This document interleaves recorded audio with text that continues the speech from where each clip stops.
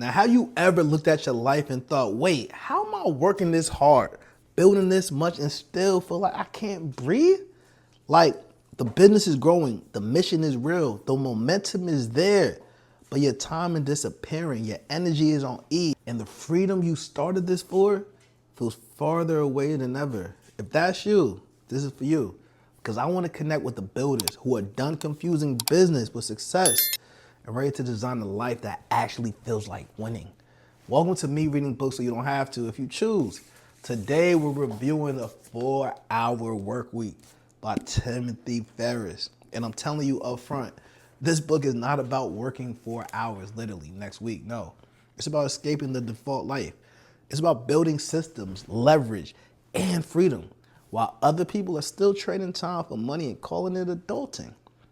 And I'm going to make this personal because I wrestle with the exact problems this book talks about while building children of wealth, growing expand clientele, and building systems inside of Madaris Healthcare. So that's 3 businesses, 3 missions, and 3 different worlds, but one common challenge. How do you scale impact without sacrificing your life?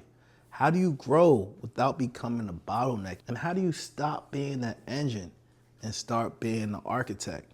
And that's what this book is really all about, honestly. You see, Tim Ferriss introduces a framework that becomes famous because it flips the whole game.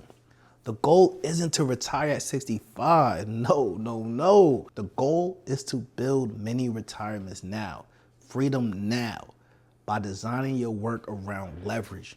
And this whole philosophy can be summed up like this. Most people aren't overworked because they're doing too much.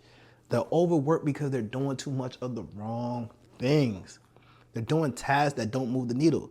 They're drowning in busy work, emails, meetings, and urgent demands that don't actually create outcomes. Ferriss gives you tools to escape that, and he organizes it in a simple path known as DEAL, DEAL, which stands for definition, elimination, automation, and liberation. And this is the backbone of the book, and I'm going to walk you through it while tying it directly to what I've experienced across my businesses, because the real value isn't reading it.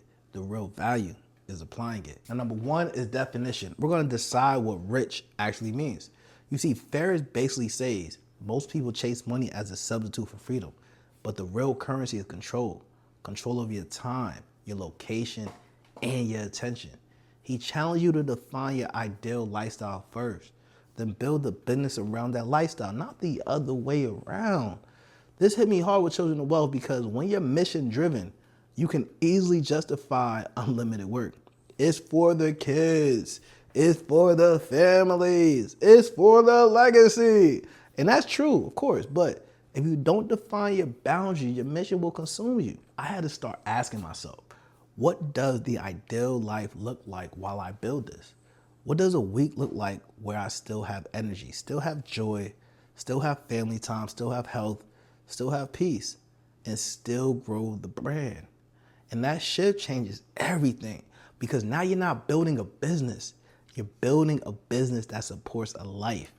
Same with expand clientele. You see, it's easy to say yes to every client, every project, every can you also do this because revenue is attractive. I ain't gonna lie. But if you take every request, you don't build a scalable agency.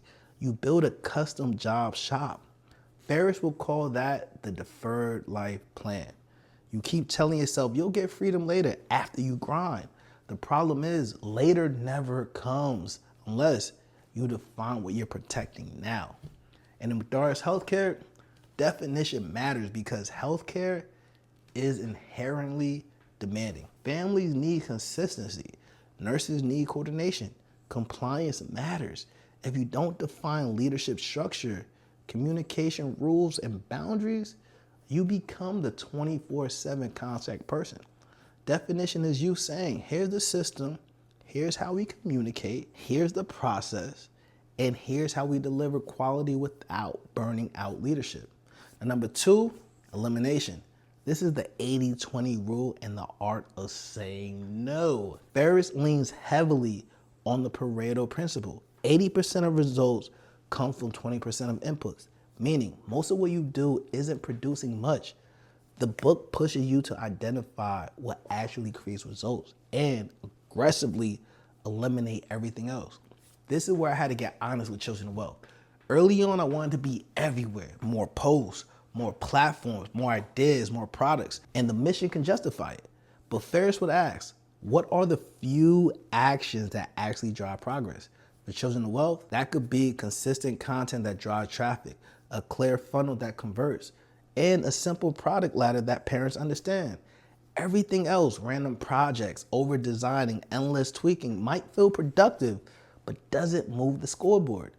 And there were seasons where I was doing a lot, but the outcome didn't match the effort. But when I narrowed down to the core activities, shipping content consistently, improving the offer clarity, tightening follow-ups, results got better with less mental stress. That's elimination. And then expand clientele, elimination looks like cutting out the clients that drain the team, the projects that aren't profitable, the scope creep that kills delivery. And then expand clientele, elimination looks like cutting off the client that drain the team, the projects that aren't profitable, the scope creep that kills delivery. Ferriss teaches that being busy is often a form of avoidance. You stay busy to avoid making hard decisions, but the hard decisions are what creates freedom. Firing the wrong clients, narrowing your niche, creating a clear scope, and building repeatable delivery. And in Medar's healthcare, elimination might look like removing unnecessary steps in intake, clarifying paperwork requirements, standardizing communication so you're not answering the same question 50 times. If a process creates confusion, it creates calls. If it creates calls, it creates chaos. Elimination is removing friction. Ferriss also pushes the idea of low information diets. Stop consuming constant noise that doesn't improve your outcomes. And as someone building multiple brands, that's real. If you're always consuming, you're not creating. And if you're always reacting, you're not leading. Now, number 3 is automations, systems, outsourcing, and building machines. This is the part that made the 4-Hour Workweek famous, outsourcing and automation. You see, Ferriss talks about using virtual assistants and systems so the business doesn't depend on you for every little thing. Now, I'll say it like this. If you're building Children of Wealth, expand clientele in Medar's healthcare, or even just one business, you cannot scale without systems, period. The book helped confirm what I've learned the hard way. If the founder is doing everything, the founder becomes the bottleneck. And this is where tools like Go High Level becomes a superpower, because automation isn't just delegating tasks. It's automating follow-up, lead nurturing, scheduling, reminders, pipeline tracking, and onboarding sequences. You can have a great offer and still lose money if follow-up is inconsistent. You can have a great mission and still stall if your processes are manual. Now, Children of Wealth and automation looks like a parent opts in for a free resource. Then they're going to get a welcome sequence. Then after that, they get value emails. They then get a book offer. They get reminders, they get upsells to bundles, they get community invites. That's a machine. And once that machine is built, the business keeps moving even when you're not posting that day.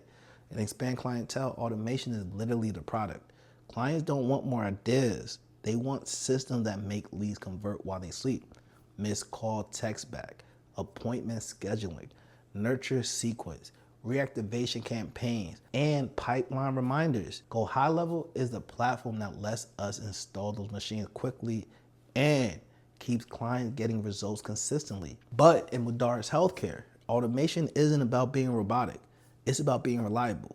So we got intake confirmations, appointment reminders, document checklists, follow-up sequences, and internal pipeline trackings that reduces delays and prevents families from feeling lost. Systems can create trust. And Ferriss makes a key point. Automation isn't just about saving time. It's about building a business that doesn't require your constant presence to function. That's the difference between being the worker and being the owner. Now, number 4 is liberation, location, freedom, and operational independence. This is the final phase. Once you define the life you want, eliminate the waste, and automate delivery, you gain freedom. Location freedom, time freedom, and mental freedom. Now let me tell you the real 4-hour work week moment, not the fantasy version. The real moment is when you take a day off and the business still functions, when leads still get followed up, when customers still get served, when operations still run, and when your team still has clarity. That's freedom. I've had a glimpse of this when systems were finally locked in, like when Go High Level Automation were handling follow-ups and booking, and I wasn't manually chasing every lead. Or when content workflows were documented and delegated so the brand didn't rely on me for every step. Or even when pipelines were visible so I didn't have to mentally track everything. The 4-hour work week is really about building repeatability. That's what creates liberation, not working less because you're lazy, working less because you built leverage. Working less because you built leverage. Now, here's the big takeaway I want you to leave with. You don't need more time. You don't need more leverage. And leverage comes from clarity, systems, automations, and ruthless focus. That's the real 4-hour message. So who should read the 4-hour work week? If you're overwhelmed, read it. If your business depends on you for everything, read it. If you're chasing freedom and building a cage, read it. If you're a mission-driven builder like me and you want to scale impact without losing your life, this book is for you. And now, your next steps.